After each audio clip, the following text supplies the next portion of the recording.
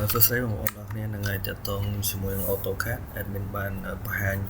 ការប្រើប្រាស់មួយចំនួនថ្ងៃនេះ admin លើកយកមកចំណុចទៀតគឺចង់មកបង្ហាញដល់បងប្អូនទាំងគ្នាគឺការ import PDF file ចូលទៅក្នុង AutoCAD របស់យើងធម្មតាឧទាហរណ៍ថាពេលដែលយើងទទួលបាន PDF file ពី supplier ឬក៏ tender drawing អីចឹងចុះឧទាហរណ៍ថាឡើយ admin ទទួលបាន file tender មកគឺ PDF បែបហ្នឹងអត់មាន CAD file ទេប៉ុន្តែយើងចង់ធ្វើការងារនៅលើ CAD file អញ្ចឹងដើម្បីបំលែង PDF file ហ្នឹងទៅជា file AutoCAD យើងធ្វើមិនដោះបងប្អូនទៅមើលកម្មវិធីរបស់គ្នាដំបូងឡើយបងប្អូនបើក AutoCAD បែបហ្នឹងមក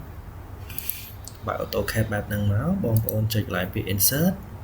មើលកន្លែង column នេះវាមានដាក់ថា PDF import យើងចុចលើហ្នឹងមកយើង draw file ដែលយើង save ទុក admin save ទុក file ហ្នឹងនៅលើ desktop ឬ layout plan ណាយើងចុចបែបហ្នឹងមកចុចតាម admin មកហើយសម្រាប់ function នេះដែរនៅក្នុង PDF របស់ admin នេះវាមាន page ចំនួន1ដើម្បីយើង export អីយើងមើល scale របស់វាយើងប្រើមួយដែរហើយសម្រាប់ការ text នេះបងប្អូនមើលតាមហ្នឹងទៅហើយបន្ទាប់មកយើងចុច OK ចុច OK admin បាន file បែបហ្នឹងបាទគឺងាយស្រួលបែបហ្នឹងបន្ទាប់មកយើងអាចយក file CAD ហ្នឹងទៅគូរឬក៏ទៅកាលអីបន្ថែមទៀតគូ system MEP របស់យើងធ្វើការងារកែ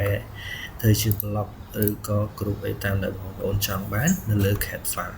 បាទអរគុណច្រើនជួបគ្នានៅវីដេអូក្រោយជួយចុច like